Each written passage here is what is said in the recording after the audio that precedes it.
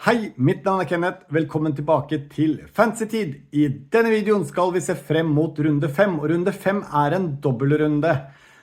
Det betyr at vi har noen lag som har 2 kamper denne runden her, og de 2 viktigste lagene å tenke på der nok Rosenborg, som har hjemmekamp mot Kristiansund og Bryne, og Viking, som har hjemmekamp mot FK Haugesund og Sarpsborg 08. Så det preger den runden, og det som viktig å huske på nå at de dobbeltkampene flyttet frem. Det betyr at byttefrist allerede på onsdag, altså i morgen klokka 17:55. Så ikke gå rundt nå og tenk at du har helt til søndag, eller lørdag eller søndag med å bestemme deg.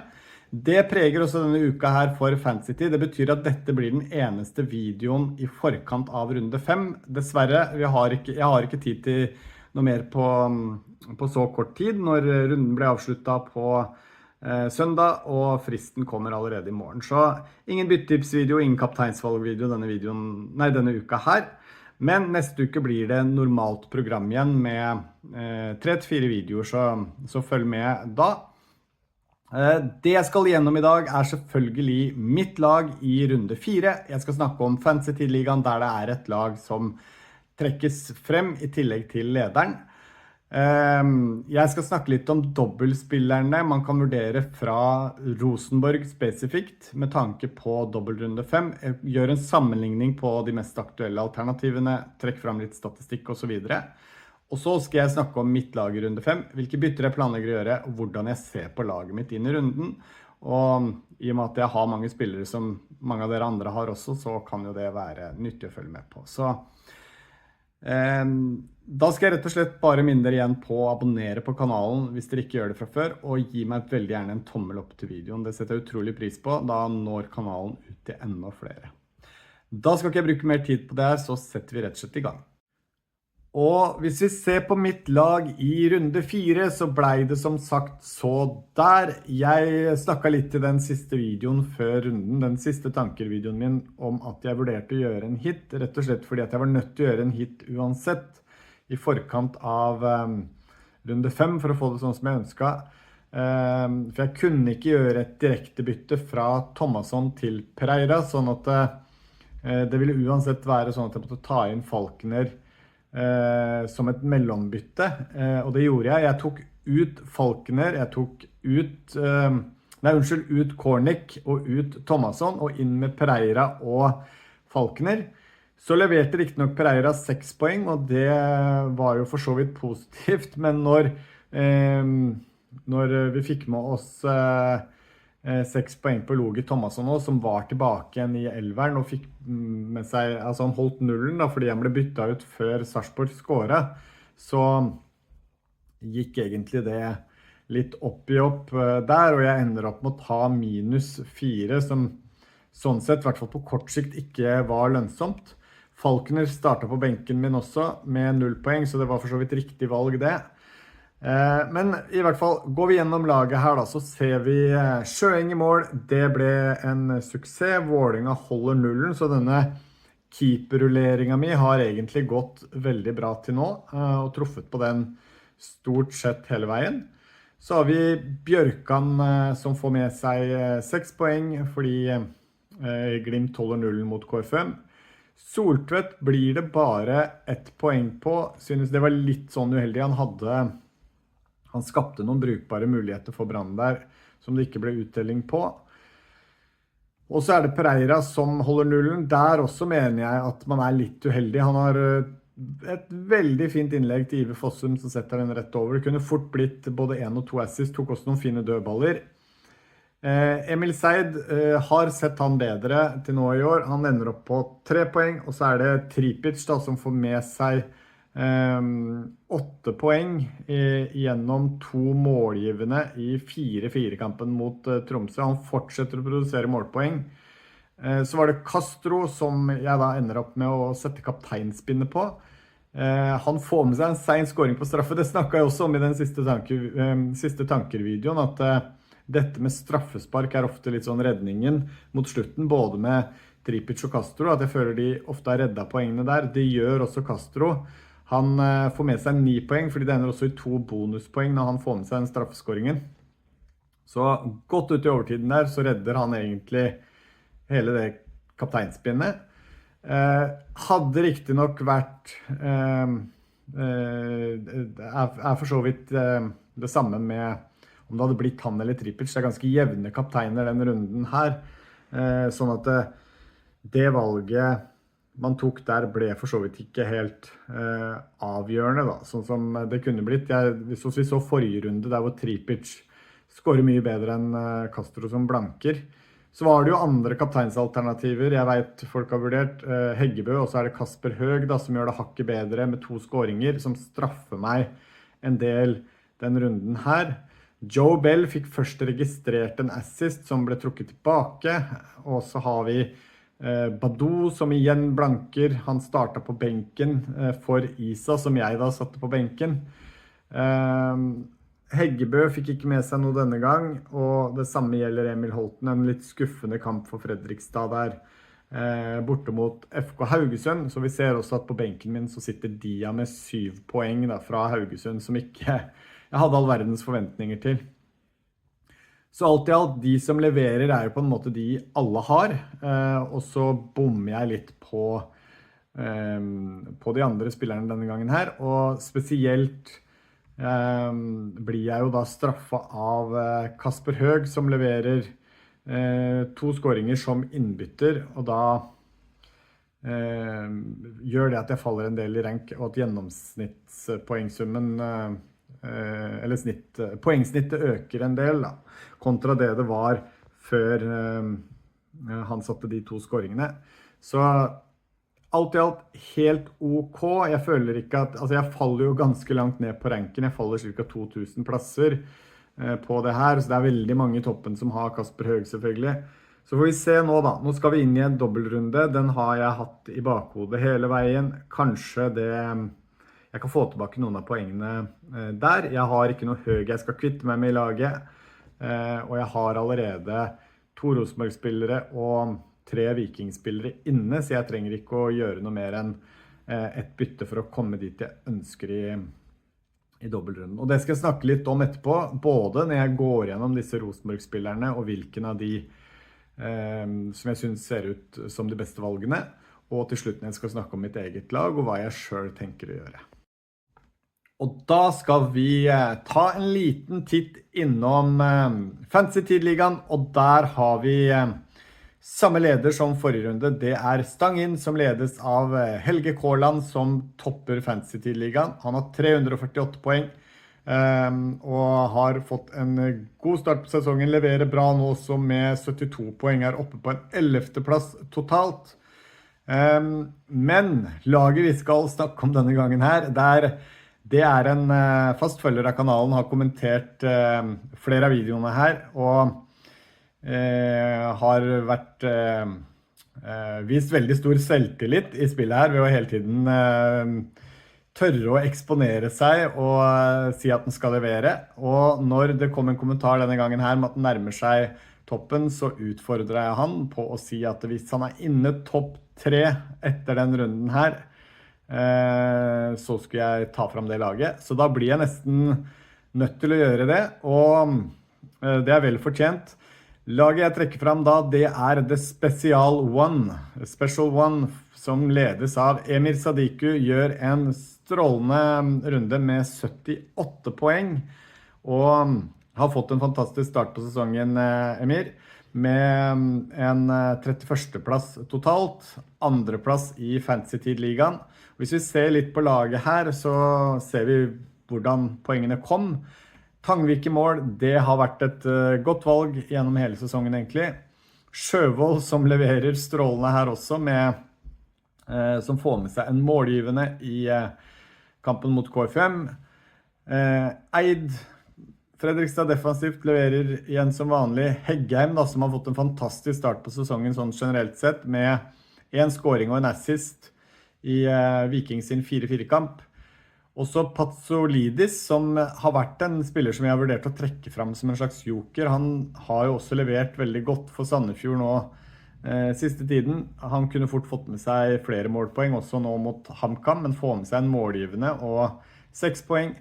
Nypan da forberedt på dobbeltrunden, har da allerede som vi ser her, 3 vikingspillere inne med Bell på benken, og 2 Rosenborg-spillere med Nypan og Tangvik. Så her antar jeg at Emir også interessert i det vi skal snakke om etterpå, hvilken tredje Rosenborg-spiller som skal på. Valgte Castro som kaptein, det viste seg å være et bra kapteinsvalg. Tripic på midten, selvfølgelig har du han også. Holten, Karlsbakk og Heggebø på topp. Så strålende lag, rett og slett. Godt kapteinsvalg, og en av de som står uten Kasper Høeg, men som han likevel har gjort det så bra i starten av sesongen. Så det viser at man kan komme dit på flere måter. Klart å bruke de midlene fra Kasper Høeg fornuftig utover i laget, og oppnår en strålende poengsum. Har heller ikke hatt den inne i forrige runde. Det var Nunes som gikk ut når Karlsbakk kom inn nå, så ja, rett og slett strålende, Emir, og vel fortjent at du trekkes fram her. Fortsett å stå på, og jeg setter veldig pris på at du engasjerer deg i kanalen og kommenterer under videoene, og alle de som gjør det setter jeg veldig stor pris på, og litt kult at du tør å stikke deg fram, og i hvert fall når du leverer, da det ekstra kult. Så masse lykke til videre. For dere som ikke påmeldt Fantasy Tid-ligaen ennå, så står ligakoden her. Du finner den også festet som en kommentar under videoen, så sjekk ut det også. Og da har vi kommet til det mange lurer på nå. Det hvilken eller hvilke Rosenborg-spillere skal man ha på i runde 5?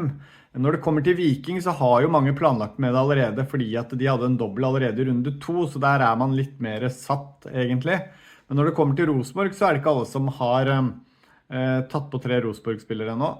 Og nå det mange som tenker å ta på det, for Rosenborg har rett og slett noen strålende kamper. De starter på torsdag med en kamp mot Kristiansund på hjemmebane.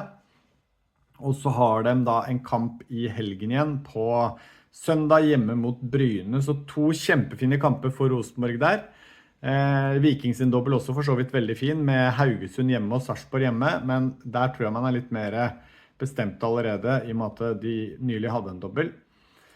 Så mange har nok tenkt å ha på Adrian Pereira, det har vi sett på byttene som har skjedd tidligere, og det ser vi også på prisøkningen han har hatt. Men når det kommer til hvilke offensive Rosenborg-spillere man skal ha, så står det stort sett mellom Broholm, Nypan og Emil Seid, sånn jeg har forstått det på de fleste. Mange har tatt på Emil Seid den siste tiden, og det handler litt om pris, og også fordi at han per nå den som har levert best av de. Hvis vi ser på poeng per 90, så har han 7,96 så langt. Nypan 5,90, Broholm 5,66, så leveransen der har vært best. Det gjenspeiles også i mål, der har Seide 2 mål og 1 assist. Nypan 1 scoring, 0 assist. Broholm 1 scoring og 1 assist. Men hvis vi ser på tallene bak her, så handler jo dette litt om effektivitet også, fordi tallene til Emil Seide på XG per 90 det 0,22, XA per 90 på 0,21. Hvis vi sammenligner det med Nypan, så har han ganske like tall med en XG på 0,29 per 90 og en XA per 90 på 0,17. Men han har bare fått med seg 1 scoring og 0 assist, der Seide har fått med seg 2 scoringer og 1 assist. Så skulle vi bare sett på dette tallmessig, så hadde kanskje Nypan stått med 2 scoringer, Seide med 1 scoring og 1 assist. Og så har vi Broholm, som har en XG per 90 på 0,40, som ganske mye bedre enn de 2 andre, og en brukbar XA per 90 på 0,17 i tillegg, så på de underliggende tallene så står Broholm egentlig sterkest av de alle sammen. Han har fått med seg 1 scoring og 1 assist til nå, og har også lavest antall poeng, men de poengene selvfølgelig også, får de med seg en scoring, så henger det ofte med noen bonuspoeng i tillegg, så det jo selvfølgelig også noe av årsaken til at Emil Seide har såpass mye høyere poengsnitt enn de andre da. Så tenkte jeg det var greit å se litt på skudd på mål per 90 også, så har Broholm 0,56, Seide 1,06 og Nypan 1,72, og det henger jo litt sammen med posisjon og hvordan de spiller. Nypan ofte i posisjon rett utenfor eller rett innenfor 16-meteren, kommer ofte litt senere inn i boks, Skåringene han har fått også kom etter en sånn situasjon, hvor det en 45 fra Broholm som han plasserer i hjørnet, og han flink ofte til å komme i de posisjonene også.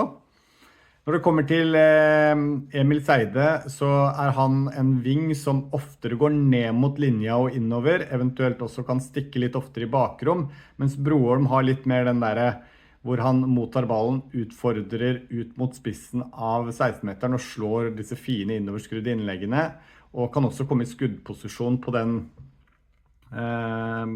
måten. Så det litt forskjellige fordeler offensivt, og hvis vi skal se litt på lagene som Rosenborg møter i Kristiansund og Bryne, så tror jeg det kommer til å møte på to lag som ønsker å gjøre det vanskelig for Rosenborg. Da kommer disse kvalitetene til Broholm og Seide virkelig til å være viktige, der de kan utfordre en mot kanten sin. Men kanskje det også det som gjør at det et langskudd som må til her, at Broholm som trekker innover for avslutta, eller Nypan som kommer til skudd i og rundt 16-meteren, sånn at man kan ikke bare henge seg opp i de tallene som har vært til nå, man må også prøve å se litt hva slags kampbilder de kommer til å møte, men jeg tror egentlig alle disse spillerne godt rustet for det kampbildet, og Rosenborg som lag også har blitt ganske gode til å bryte ned lag, selv om de ikke fikk det nå mot Molde sist.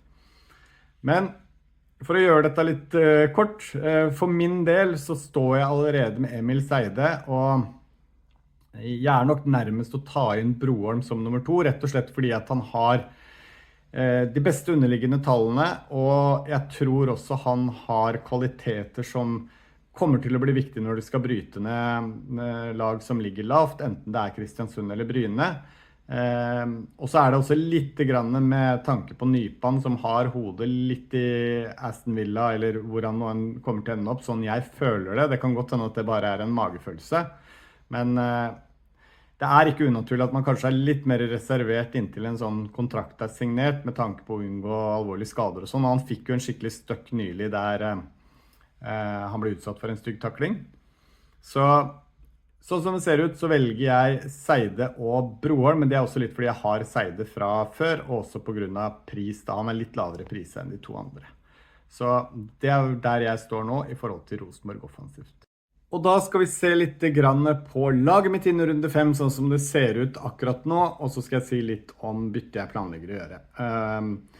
Hvis vi ser på keeperplass, så står det da mellom Sjøeng, som hjemmekamp mot Brann, og Haugård hjemme mot Sandefjord. Det hele tiden vært planlagt å rullere de i forhold til kampprogrammet, og nå det Haugård med hjemmekamp mot Sandefjord som kommer til å stå for meg.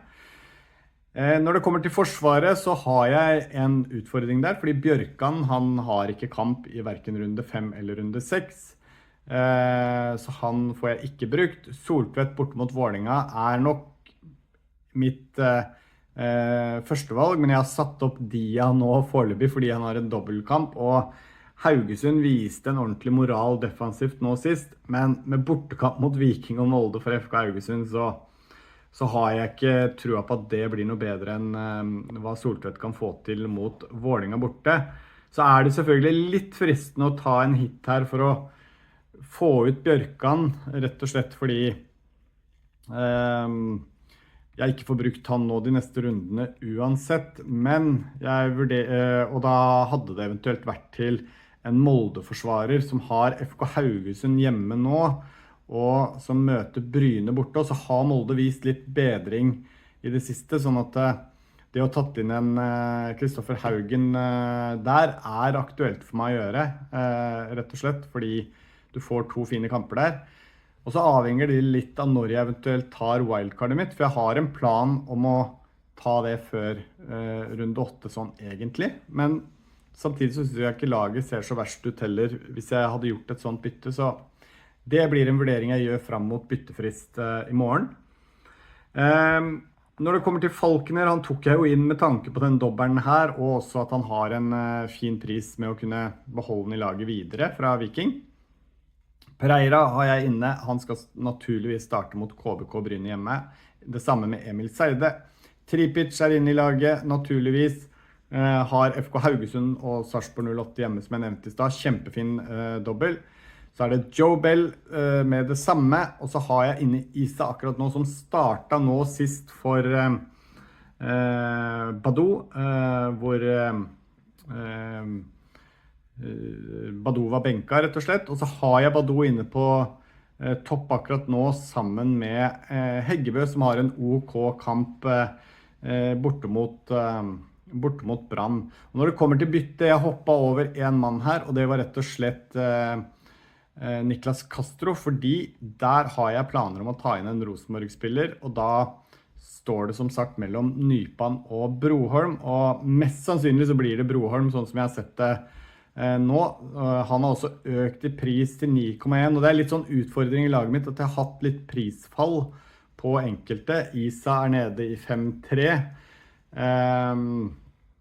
og Badou nede i 5,9, sånn at jeg har tapt litt grann pris på noen spillere fordi jeg har ventet med å gjøre byttene mine.